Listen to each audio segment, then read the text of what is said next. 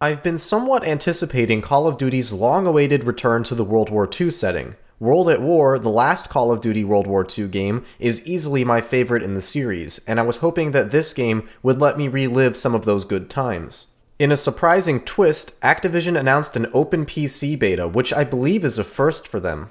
For unknown reasons, the beta went live a day early, and it took less than 2 hours for the Steam page to accumulate an overwhelming amount of negative reviews. Digging into these reviews reveals a mix of people who seem to just hate Call of Duty, but a significant portion of them mention crippling performance issues.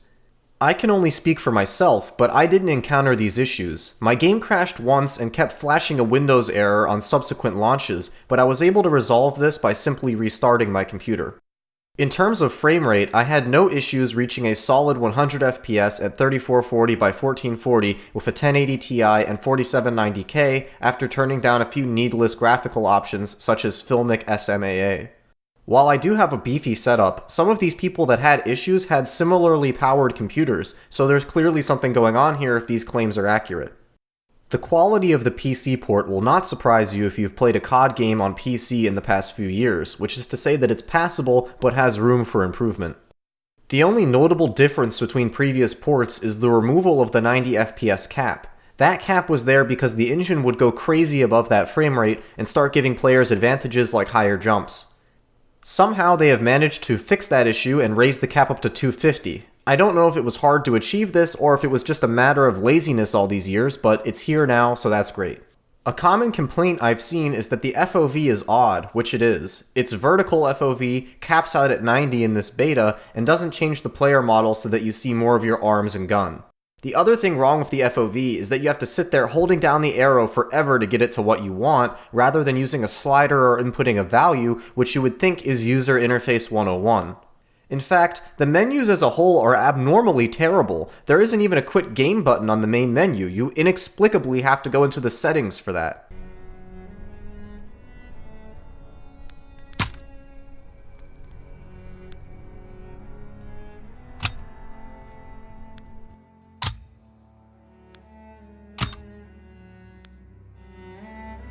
The first thing I noticed in-game was the sound. I was using my JBL monitors and the sound was notably impressive.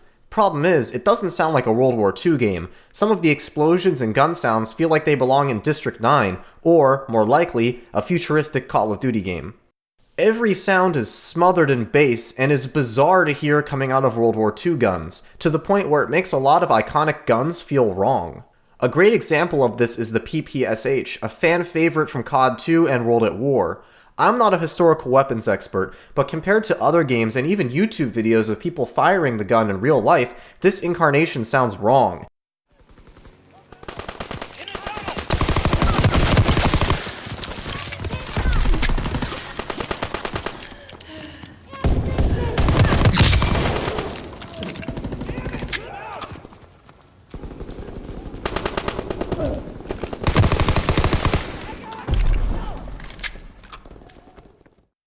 Add in that the PPSH's rate of fire is way too slow, and you have a gun that feels nothing like it did in the past.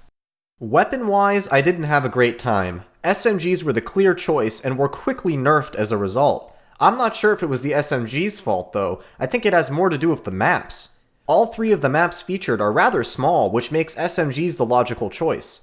I was trying to use rifles like the M1 on these maps, and it was like giving myself a handicap. Outside of SMGs and rifles, shotguns felt unreliable and no one uses heavy machine guns. However, in the war mode, I found sniper rifles to be effective. Almost too effective.